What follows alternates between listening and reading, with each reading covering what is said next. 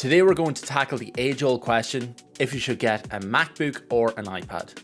I may have a different view on this that you might not have heard in other videos, and if you're currently deciding between getting a new M3 MacBook Air, M4 MacBook Pro or a new iPad, and it being your sole daily driver, then this is the video for you. I'm going to go through the pros and cons of each, who might benefit from the iPad, who might benefit from the MacBook, and also my thoughts on if an iPad can actually stand up to the power of macOS. Let's get right into it. First and foremost, I think iPad and MacBooks have different purposes. As much as Apple and other YouTubers like to peddle the message that you can daily an iPad as your main machine and ditch the MacBook, I would actually have to disagree. Sure, the iPad may have amazing hardware, and if they were both running the same OS, they likely would stack up very similar.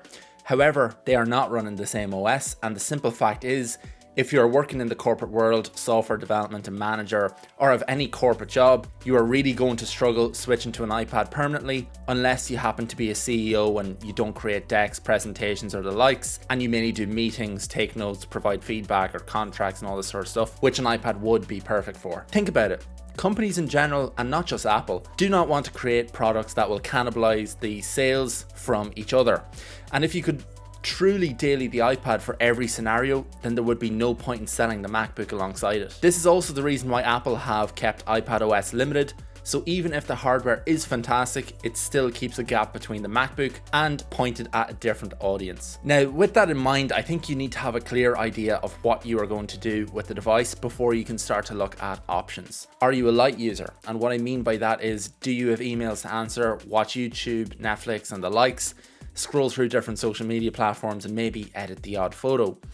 Then being realistic, you could get away with either an iPad or a MacBook. They both have the capability to handle what you are going to do with ease. And if you're looking for something super portable, I would definitely recommend the iPad. That said, if you want the keyboard and nice trackpad and for it to be portable, then you should look at the M3 MacBook Air. You can check out my other videos on this if you are interested, but it would just be the easiest option. Now, for those of you that would say you can have this with iPad, just buy the keyboard trackpad accessory, I'd say to that, one, it could easily make the iPad more expensive than the MacBook counterpart. And two, most people want things to work out of the box and not have to worry about buying the right accessory and setting it all up and so on. That said, if you are a heavier user, such as a software developer, and you're currently weighing up daily in the iPad over the MacBook, I do think you're wasting your time, as the MacBook lineup would be ideal, and I'd steer you more towards the new M4 MacBook Pro that has just come out, especially if you're getting into the really heavy side of usage. Now let's take a closer look at how these two devices handle daily tasks differently. Focusing on macOS versus iPadOS, when it comes to a full desktop experience, macOS is still the king.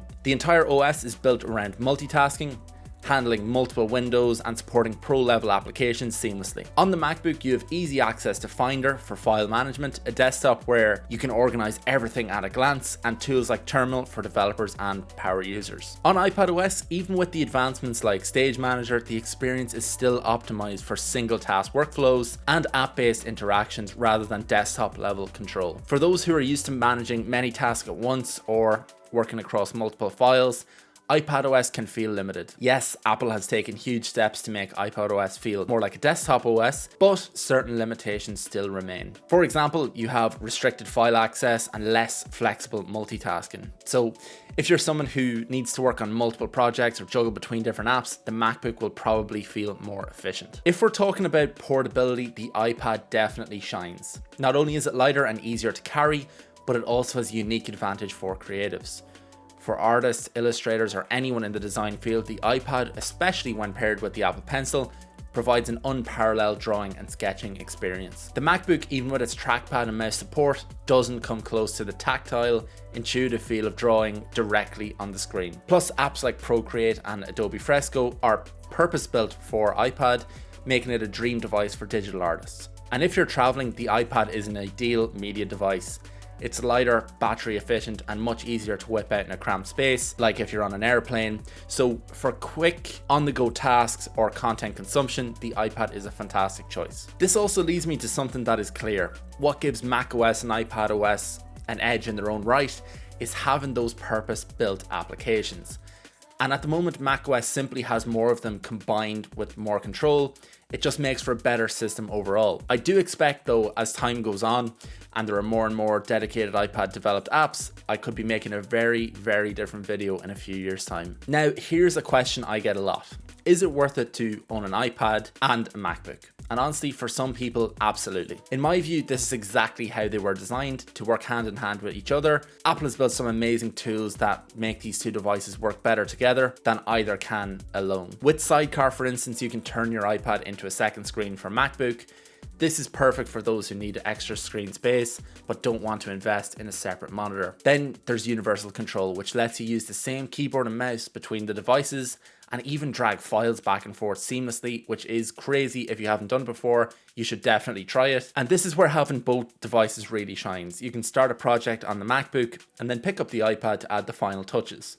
Sketch ideas, reference notes, all with zero friction. So if you're a creative professional or anyone who needs the flexibility of both a tablet and a laptop, owning both devices could actually enhance your workflow and give you a much more versatile setup. Of course, one major deciding factor for many people is the price. If budget is a priority, it's worth considering that, depending on the configuration, a fully equipped iPad Pro with the Magic Keyboard, Apple Pencil can actually end up costing more than a MacBook Air or even an entry-level MacBook Pro. This makes the MacBook a better value option if you're looking for an out-of-the-box solution that includes everything you need: the keyboard, trackpad, macOS's extensive functionality, and so on. On the other hand, if you don't need all the bells and whistles, or you just want a tablet for lighter tasks, the iPad is still a great option.